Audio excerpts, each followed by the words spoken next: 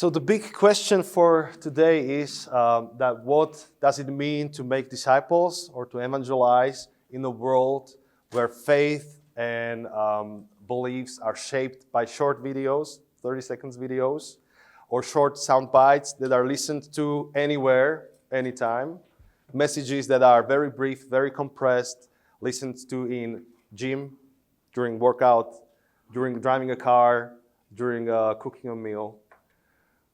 That's a tough question. We have entered a world where people do not take the most of their beliefs from the pulpit or from the church place, but it's somewhere abstractly online. And many of people who come to faith or come to spiritual answers, they maybe never ever enter a religious building in their life. They will just somehow consume the answers online. And I believe that's the online space is the space we're called to fill in. Not the only space. I believe the physical space is important as well, and I will come to that during my talk.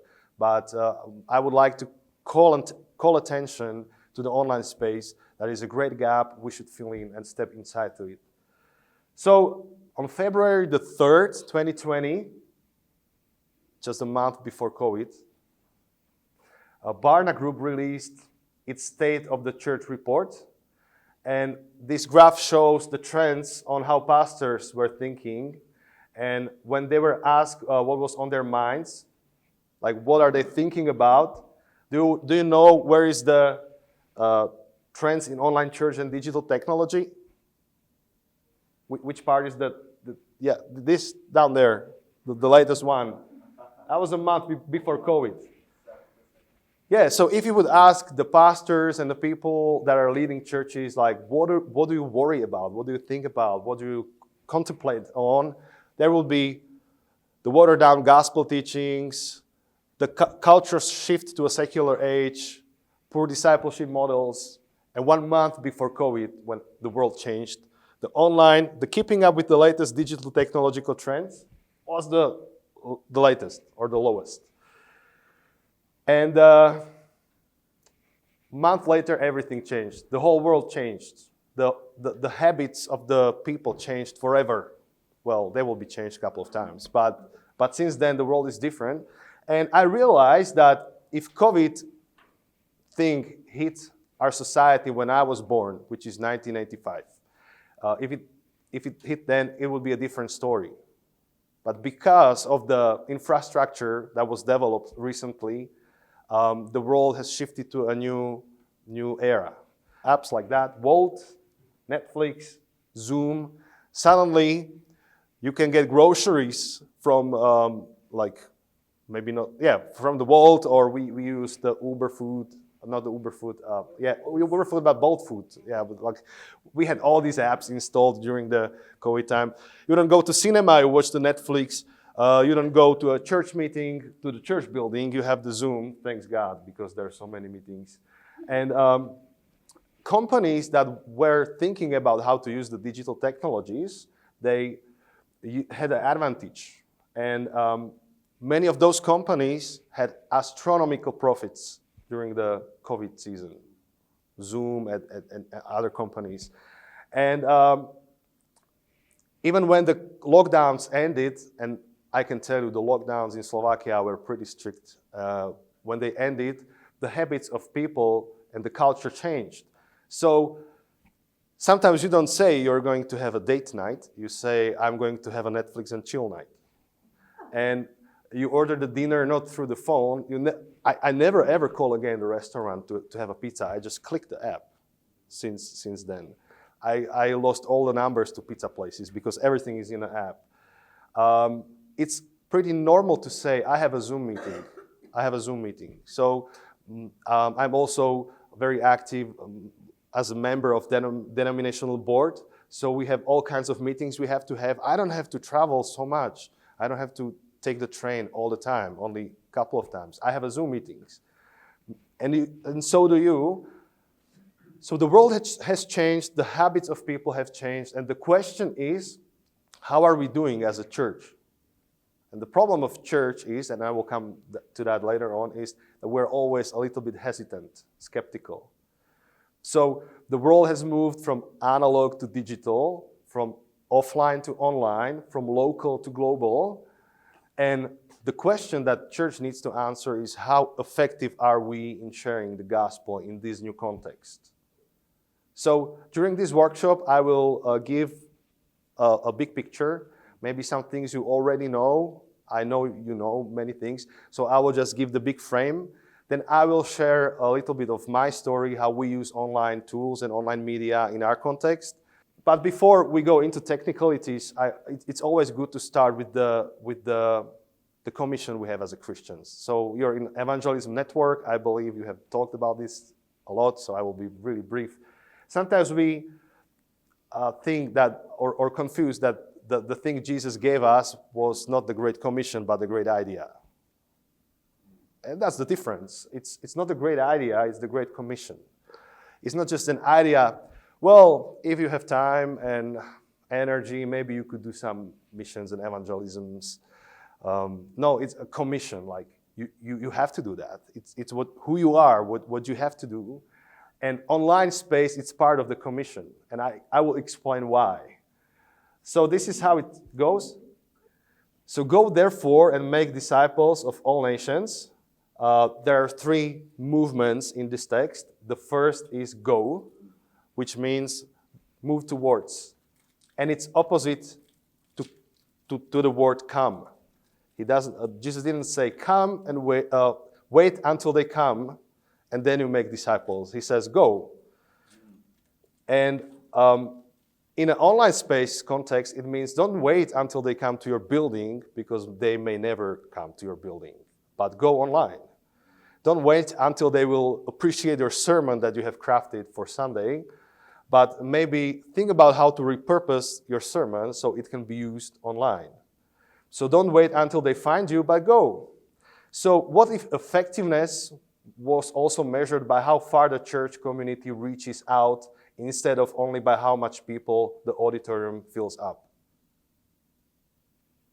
So a little bit of my story. We planted the church years ago, and that was the reality. I was planting with a group of 15 people with our kids, something over 20.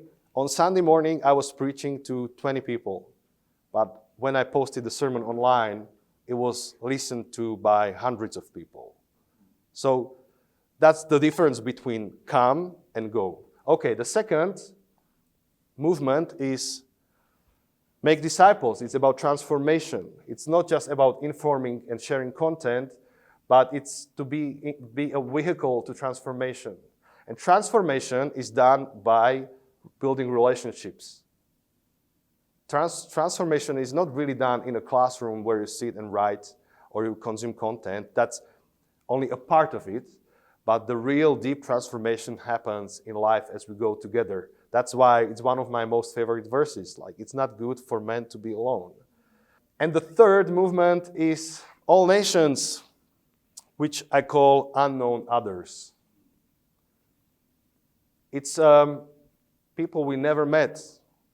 We even don't know about. We don't know that they even exist, but they're out there. There's a quote I can use by Nona Jones. That's a great book. I will point to the book later on as well. We can use social technology to swim out into the deep, unknown waters of the digital world to connect with people we would never meet otherwise. So that's the great opportunity at online space. People are there. There are there more hours a week that they would be in a church. When I am at the gym, many people have podcasts in their ears and they listen to podcasts. And going public into online space brings this opportunity. So we could say that church should be a transformative movement toward others.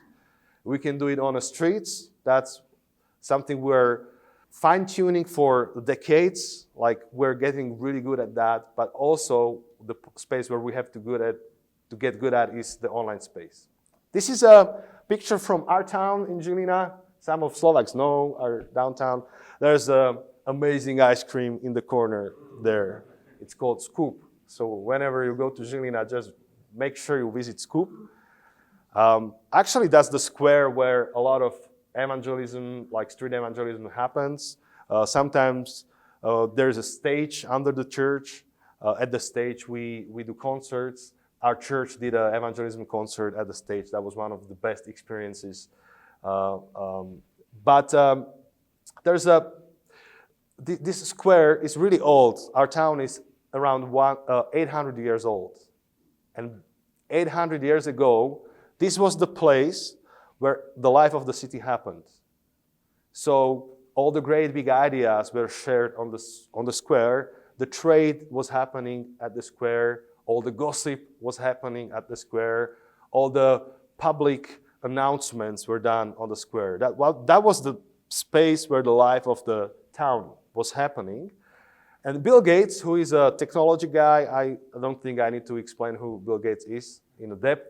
He said, intriguing idea. He said, the internet is becoming the town square for the global village of tomorrow. Historically, the town squares were the hub of the activity of people, but right now, it's not the town square. It's the online space. And right now, the most growing religious group in Slovakia, but also in Europe, is some parts of the Europe is the nones, that are people non-affiliated with the church. They're not necessarily anti-religious or anti-faith. They're not necessarily anti-faith, but they're anti-church in Slovakia. So Slovakia used to be a Catholic country. Now the numbers have dropped. We would say, or the census shows up that it's around 75% of people are Catholics and 25% of people are nuns. But the reason why they're getting outside of church is not that they're not having a spiritual questions or spiritual need. They just don't enter the church anymore. That's the thing. And but in that context, it's good to know that the internet, and it's again the Nona Jones author, internet is not just the thing people do, it's the place where people live.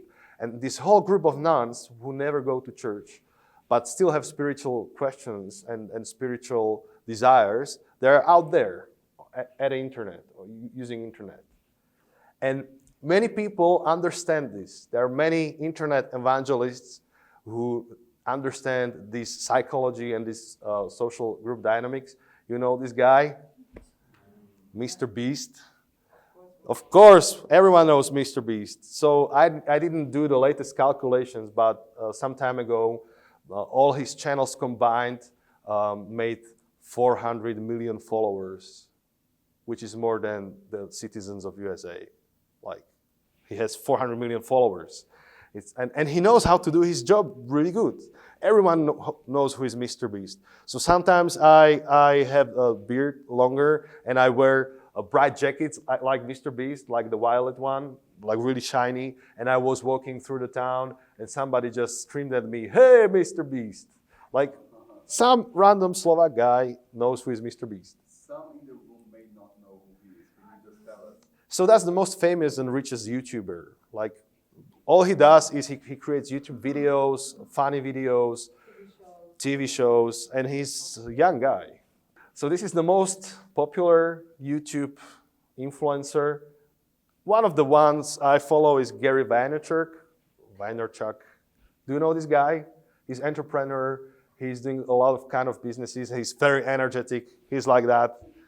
And he has a team of people recording him all the times, and he gives advices and he talks to people. And I don't know when he sleeps. I don't get it. He looks like he can do everything, but he has followers. He gives hope. There's one video I saw of a guy coming to him and telling him, my company bankrupted. I thought I was going to end my life, and I saw your video, and it gave me hope. And I'm here to testify that I'm back on my feet, and I'm working hard, I'm pushing hard, thank you. So he influences the lives of people who are desperate, who are not only desperate, but also who are out there on the internet hurting, needing hope, needing vision, needing encouragement, and he does it.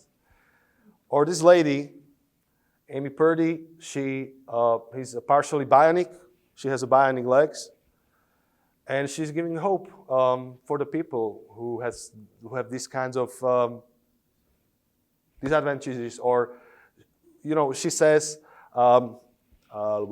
when you change the way you look at things, the things you look at change. Like she's giving this motivational spirit. And what I try to prove is the thing that internet is not just a tool, it's a place where people are. Place where people are with their real lives. Internet is the place where you can get hope. It's the place where you can actually get hurt. It's the place where you can develop a relationship. If there's a marriage infidelity through internet, it's real. It's not virtual, it's not fake, it's real. If somebody is bullying someone at school through internet, it's not virtual, it's real. It's the place where real things happen. The date done through internet leads to marriage eventually, maybe, if it works out. And I do a lot of weddings, and some of the weddings the dating started at the internet, and it worked out well. So the big question is, where is the church? And that's my passion, like to convince you that we need to be online as well. Not everyone is gifted to be online, but maybe some of you are. And the church has this habit of resisting change, and that's the problem. So when the radio started, when the TV started, whenever new technology came, church was almost always the last to adapt to the change, to the technology. Even with the online church, when we entered the COVID season, our church, we are the tech guys. Like half of my church is IT people, and we're media people. So we knew there will be lockdowns. So even before the lockdowns, we created the whole concept how we will do the church online, and we just jumped into the online ministry. And I think we thrived in that. The lockdowns didn't bother us. We did discipleship online. We actually baptized people after the lockdown ended, and those people came to the faith thanks online streams and the online mentoring we were giving to people. Some of them are becoming the members of our church. It's not the big number of people, but some. Even if 2 or 3 do, it's a big thing. But part of our church during that time was criticizing us. And there were people from the leadership, like the denominational leadership that came. They found enough time to come and visit us and explain us that we're doing wrong thing. And to tell us that the church online is not the real church, because it's not the real relationship, it's not the real church. And I agree that if we have the option to be in person and we're lazy to meet and we're online, that's weird. But during the time when everyone's sitting at home and this is the only option to meet, the life was happening online. We were celebrating our birthdays online. When our family was celebrating birthday during the lockdown, we had the cakes on both sides of Zoom. And we were singing songs and having the cakes and playing the games, like some internet games together. So the church always is like behind, very skeptical. And I just want to encourage you, please jump over the fence somehow and think about the online space as very dangerous space, of course, or there's a potential to destroy the good stuff, but also it's the place where people are. They just are online. The opportunities is, when we were 800 years ago in our town, you had to be someone living in a town or staying at a town, meeting someone at the exact spot and exact time in order to get the news or in order to talk to him or her. If you missed it, you missed it. If there was a public announcement in our town square and you missed it, you missed it. You had to ask people who were there. But today, with the internet, anyone, anywhere, anytime can listen to your message or can interact with you. So if I post a sermon, a 16-year-old girl in Kenya can listen to the sermon. Also, 85-year-old guy in Australia can listen to the sermon.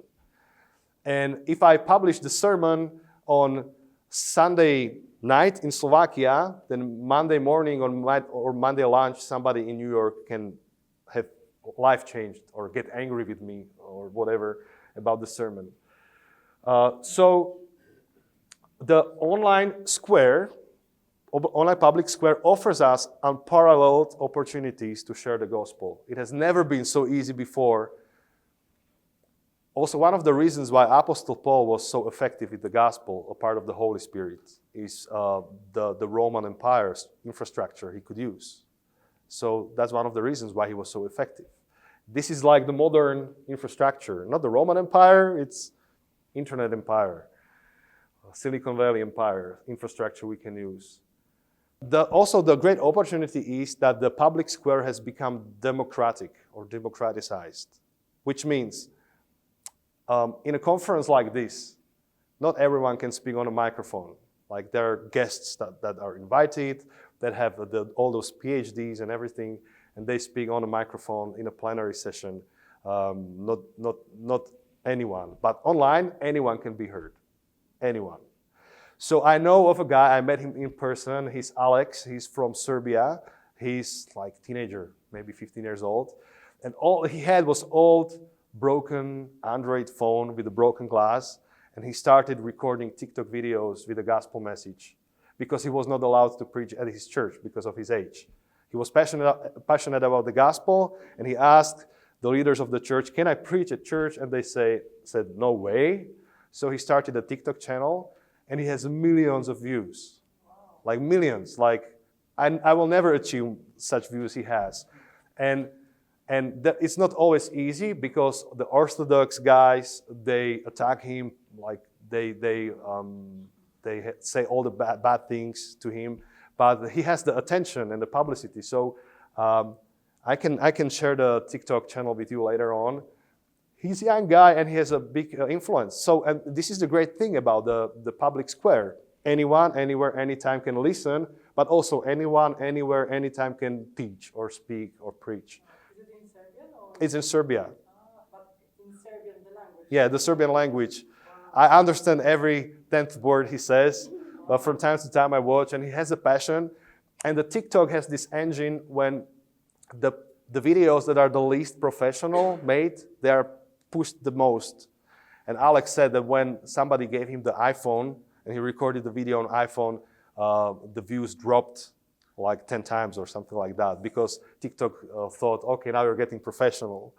So that was something magical. He was using old phone, really, really bad video quality, and he just published the message of gospel, and it works. So it's Serbian language.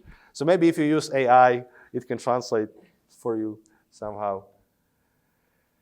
And the thing is that because of this very democratic nature of and like influential nature of social media, the behavior of people has changed. The way we consume content has changed. So, and I will explain that. I have a car. I don't have BMW, but I can show BMW on the picture over here at least. And my tail light broke. There was no light anymore when I was braking. So how did I fix the car? I had an option to go to the service, like repair store, but I would have to pay a lot of money. And I am the tech guy, so I should be able to repair my car. So I went to YouTube and I typed, how should I repair the tail light of my Touran? That's my car. And I put the model number. And there was this guy with a really cheap camera, not good quality, recording how he unscrewed the light, what he pressed in. And that really easy 1 minute video helped me, saved me a lot of money and helped me. And I believe you have the same experience. You're buying stuff or you have to repair stuff or maybe you're searching for something. You Google and the research says that YouTube actually is the new Google. People search for their answers at YouTube. Google even has coined a term, the zero moment of truth. That's the behavior. And I will quote, it's a new decision-making moment that takes place 100 million times a day on mobile phones, laptops, and wired devices of all kinds. So before the consumer makes a decision, consumer Googles and searches for the answers. So now I have a passion of riding mountain bikes, downhill, everything. My wife says it's dangerous, but she said no to motorbike. So I told her, so the mountain bike is okay? And she said, okay, mountain bike. But I spent hours online researching like which mountain bike is the best for me. I never entered the store. I never called a professional. I asked my friends, they gave me some hints, and then I just sat on a laptop and I was searching. I believe you know that. Maybe you're fans of guitar or whatever, and you're researching your own topics. And the same happens with the church, and the same happens with the faith questions. The same happens with the worldview questions. The same happens with the gender identity questions. The same happens with the political affiliations issues. People, when they have their zero moment of truth, they go to Google and they go to YouTube or even TikTok and they search for answers. And the question is, when the zero moment of truth comes, when people go searching online for hope, purpose, meaning, will they connect with your church? Or will they connect with your message?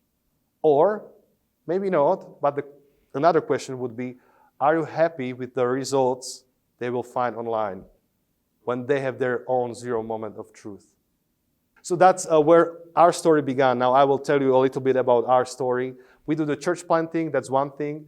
But besides the church planting, me and my colleague Jose, we record podcasts. By the way, Jose is here at ELF. He's a very interesting guy. He lives in Slovakia. He's a Slovak pastor. He married a Slovak girl. He has Slovak Spanish kids right now. And he moved from Spain to Slovakia 12 years ago when he was 18. Now he's over 30 and he speaks perfect Slovak. And we do podcasts together. And that's funny because we are two pastors. He's Spanish, speaking Slovak. I'm the Slovak guy. And he was working for the marketing company. And I have a degree in IT technologies. So we're, I think, interesting combination of people. And we always had the passion to bring the gospel to the public space. We love to read books. We love to listen to podcasts. And there were many options, YouTube, X, TikTok, Facebook, Instagram. But 6 years ago, we chose to do the podcasting. Podcasting is basically, somebody said the joke like, what's the definition of podcasting? It's the two guys mansplaining. That was the idea. Like, we like to talk to each other anyways because we're colleagues. We always debate theological issues, practical issues of life. And let's record our conversation, 1 hour conversation on the microphone and publish that online. No editing, just the raw 1 hour conversation on anything. And we thought initially that it would serve our friends because we talk about those issues with our friends. So we initially thought it will be only like 10, 20 guys or girls listening to our podcast. Something happened and it's thousands of people today. But the podcasting was very easy to us because it's only a microphone. Today, to record a podcast, it only takes you to grab your phone, put it on a table, record your conversation, and publish that online for free. We have AI technologies today. I use those AI technologies when you filter the microphone from phone recording, and it sounds like a professional studio recording. It's amazing. So anytime we have guests in our podcast who is visiting us online through Zoom, we get really bad audio, and I filter that through the AI, and it sounds like big microphone close to the mouth. It's amazing. And also, the famous Sarah Koenig said that podcasting is a medium that allows anyone to share their voice and their message with the world. And it's changing the way we consume and create content. So with the YouTube, you need to have a team of people who understand the YouTube psychology. And these days we have that. But you need to have cameras and a team of people and the designers who create thumbnails. Like go on a YouTube, it takes a lot of intention to be successful. And we have guys in Slovakia that are doing a great job. You know Svetonázor, Richard Natpal. He has a team of 16 people making podcasts, and they started in YouTube podcast, and he started in September, and now he has 8,000 followers. It's not even a year, and he's aiming to get to 50,000, but eventually. But they have a strategy. It's a lot of energy, a lot of money put into that, and it's amazing. But podcasting is very simple. You just record your conversation.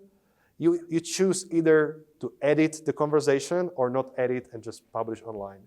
So that was us. That was 6 years ago. Jose was 24 we and I was 33. And that was our living room. Me and my family, we just moved in. You can see the mess. We just moved in. And we just had these microphones, and that was it. And we recorded the whole series, or whole season, within one day. That was season on self-care and Sabbath and rest. And we did the design, we did the name, we published that, and the story began. And we had these values: no editing, brutal honesty, respectful. So we realized anyone is listening to the podcast. It's Catholics, it's Lutherans, it's like the Free Church, it's the Baptist Church, it's the Assemblies of God church people, it's the unbelievers, it's the Muslims, it's the Buddhists. Anyone is listening to us. So we want to be respectful. It doesn't mean we will water down our convictions. It just means we will always respect our listeners. And the fourth thing is that we will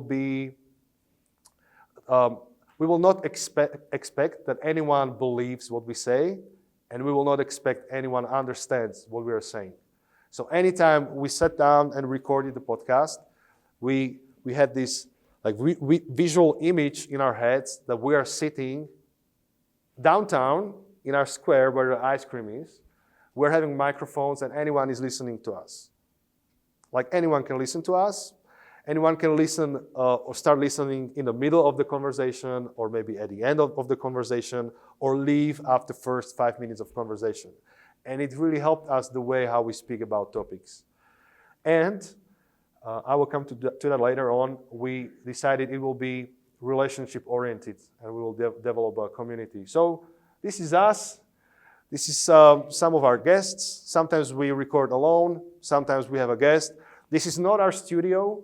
This is the Bible Project Slovakia studio, and they let us to record there a couple of sessions. At some point, we gained the most popular Christian podcast vote in Czech Republic and Slovak Republic, so that was the award we were given. But since then, many podcasts started. We recorded 6 years ago. We were one of the first Christian podcasts. Since then, there are many Christian podcasts, and some of them are huge. So there's a Catholic God Zone Christian podcast. They have millions of views. They have tens of thousands of followers. But we are not there to compete with anyone. We're there to share our message. So, but it's nice to know that at some point our listeners gave enough votes to give us a award. That was very encouraging. Slowly we started to develop a team of people who help us. Some of them are here at ELF, at the forum. Jose is here, Shugi is here, my brother is here.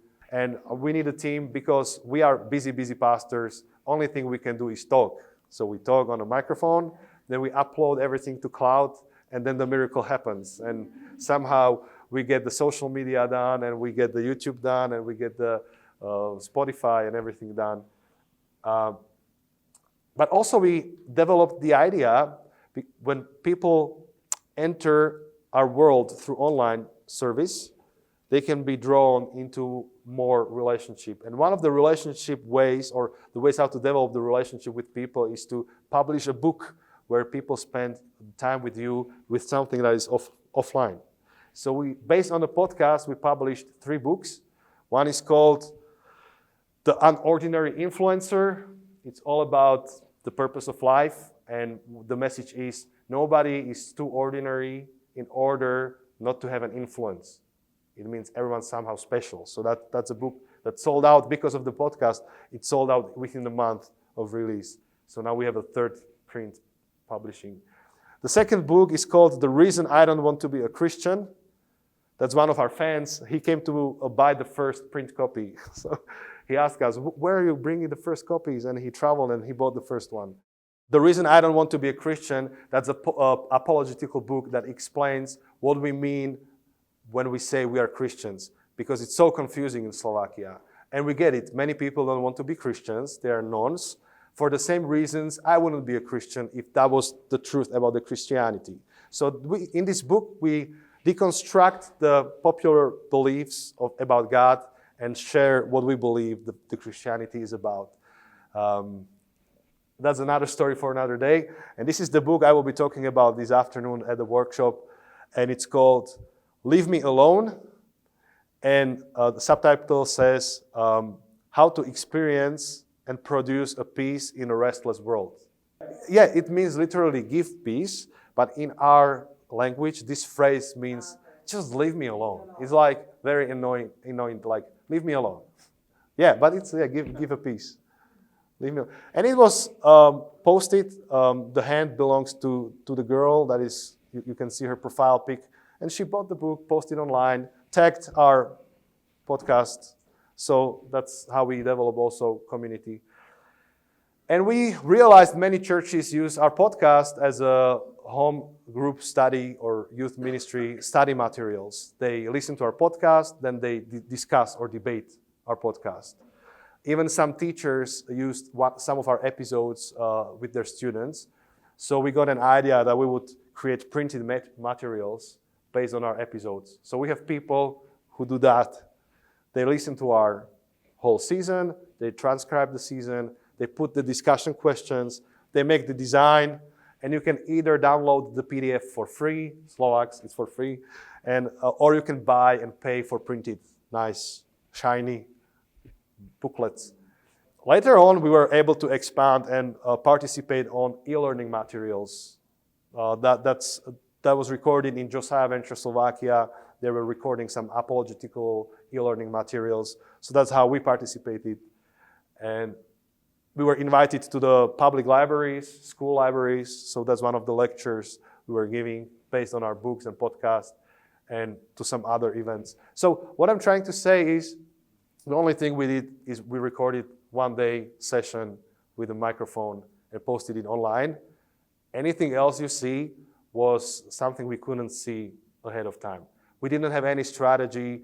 We didn't have any big ideas what we could do. We were just faithful to the calling to share some of our ideas online, and we would be surprised where that leads to. And of course, if we were more strategic, if we gave more time into that, it could be much better.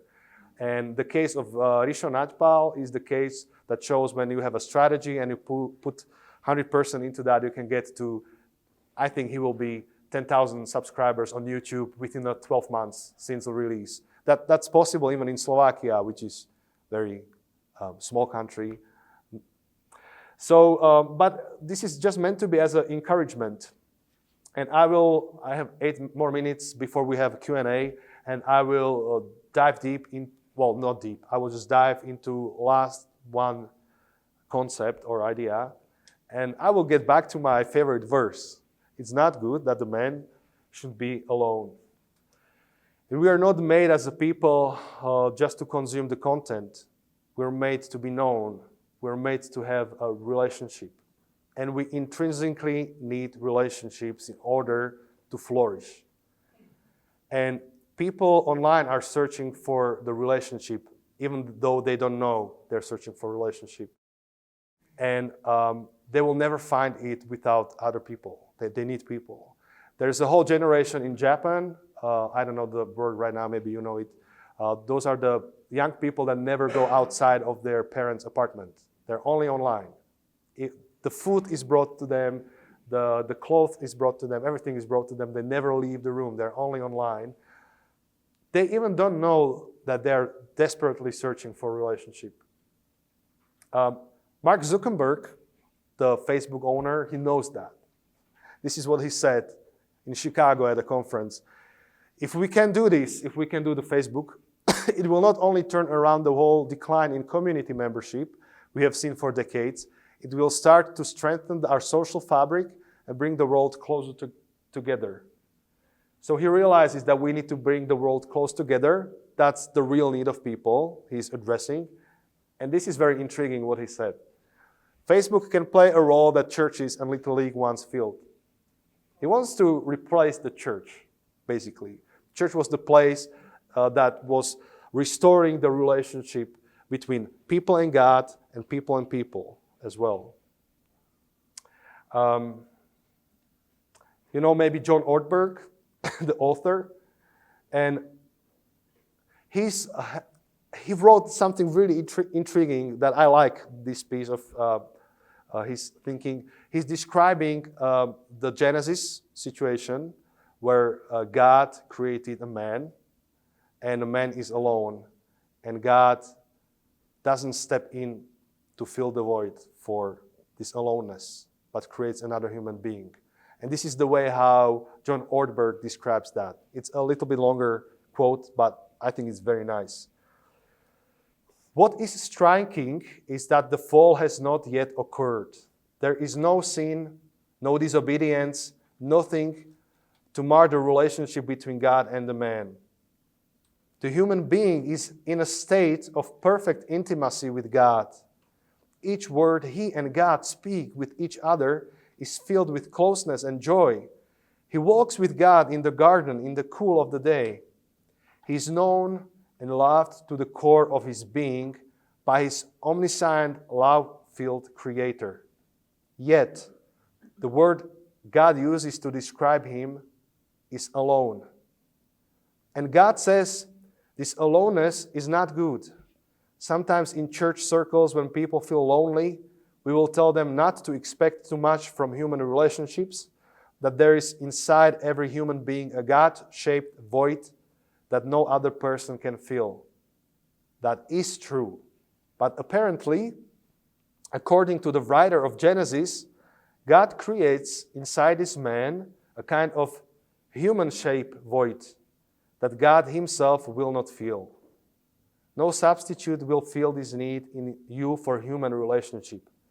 Not money, not achievement, not business, not books, I would add, not internet, not Zoom, not Facebook, not even God himself.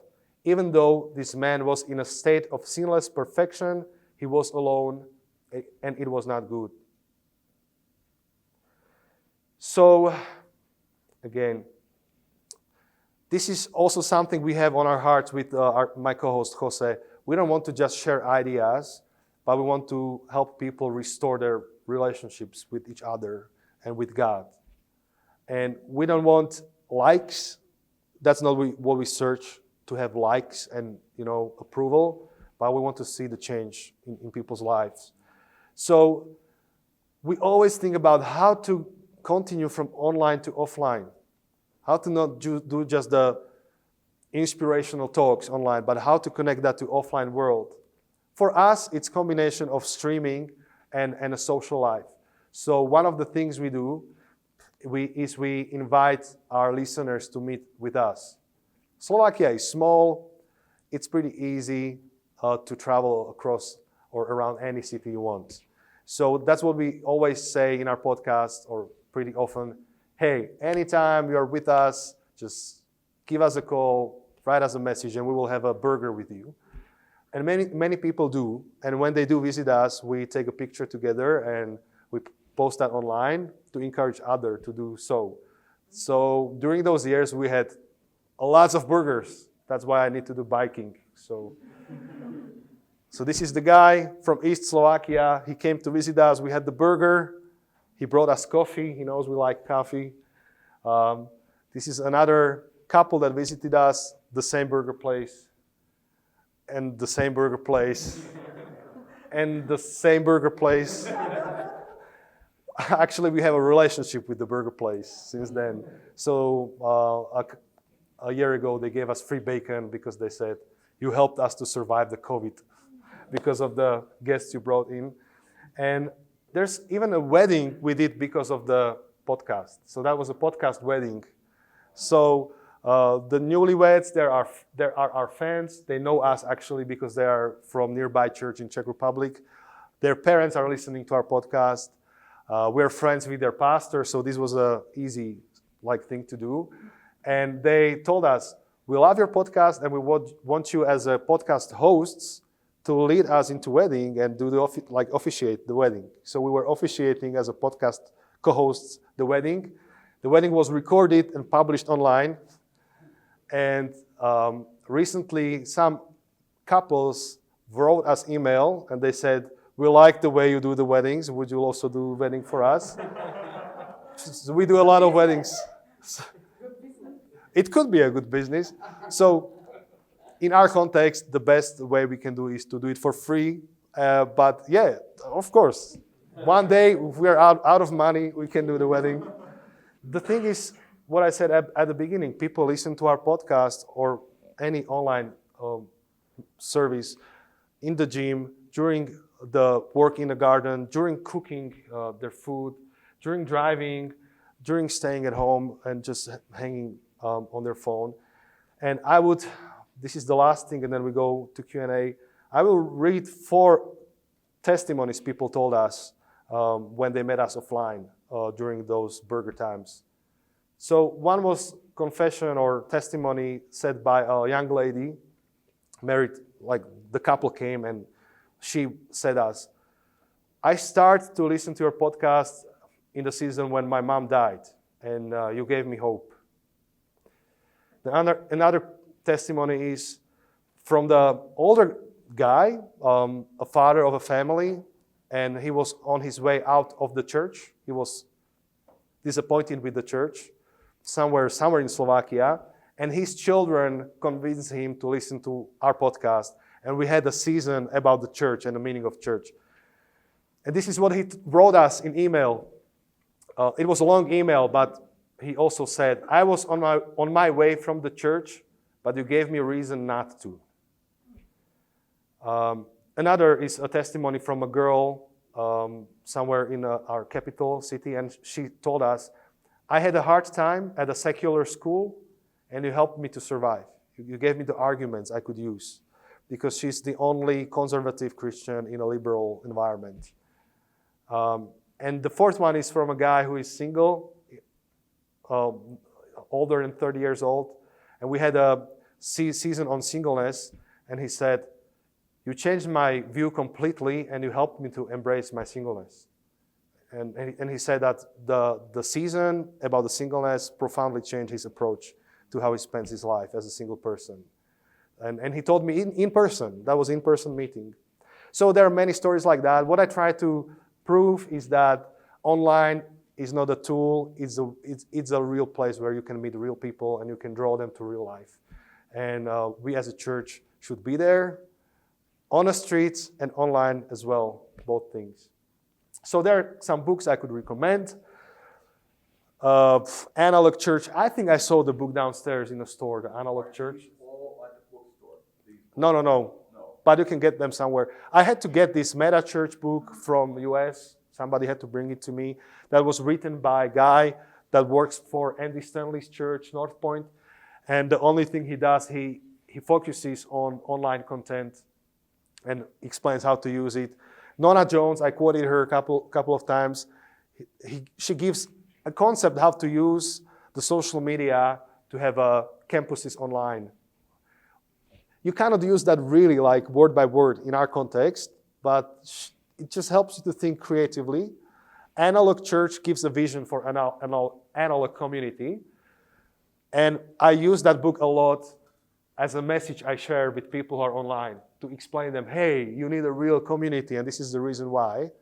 And The Anxious Generation is one of the best cultural analysis and data analysis about how the social media influences the young people and caused the depression between young people.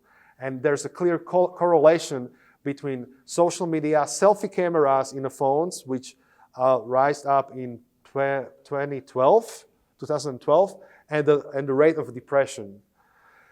And in that book, The Anxious Generation, there's one chapter about the meaning of a community. And even though that's not a spiritual book, that was a very spiritual chapter. And the author confessed that, this is a little bit spiritual. But yeah, I think that's a great book. There are many more books you could use. These are just some of the books that I found inspirational during. He's not the Christian, yeah? I don't know if he is a Christian, but that's a secular study, like professional book. It's not a Christian. These three are from the Christian context. But this one is just to give you impression how much people are affected by the social media and phones, especially the young generation. If you are fighting for the young generation, that's a great tool.